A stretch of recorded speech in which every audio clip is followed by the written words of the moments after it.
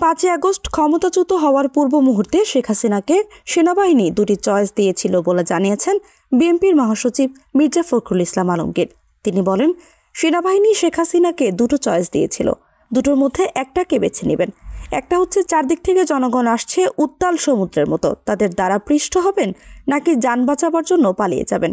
আমি পালাই না, আমি ভয় পাই না বলা সেই মহিলা জীবন বাঁচানোর জন্য নেতাকর্মী সহ সবাইকে বিপদে ফেলে পালিয়ে গেছে।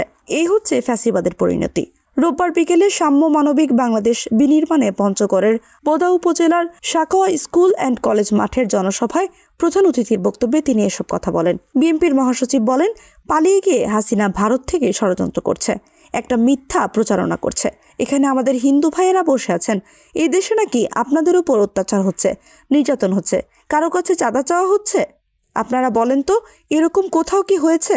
হয়নি। আমরা এই অঞ্চলের মানুষ শান্তিপ্রিয়, হিন্দু, বৌদ্ধ, খ্রিস্টান সবাই একসঙ্গে বসবাস করি। গত 15 বছর মানুষ ভোট দিতে পারে নাই উল্লেখ করে তিনি বলেন, গত 15 বছর কেউ ভোট দিতে পেরেছেন? পারেন নাই। আমরা সকল জনগণের ভোটের অধিকার ফিরিয়ে দিতে চাই, দেশকে গড়ে তুলতে চাই। শেখ হাসিনা নির্বাচনের নাম করে ক্ষমতায় যায়, পরে গুম করে খুন করে হাসিনা জোর করে ক্ষমতায় ছিল। এটাই হচ্ছে ফ্যাসিবাদী সরকার।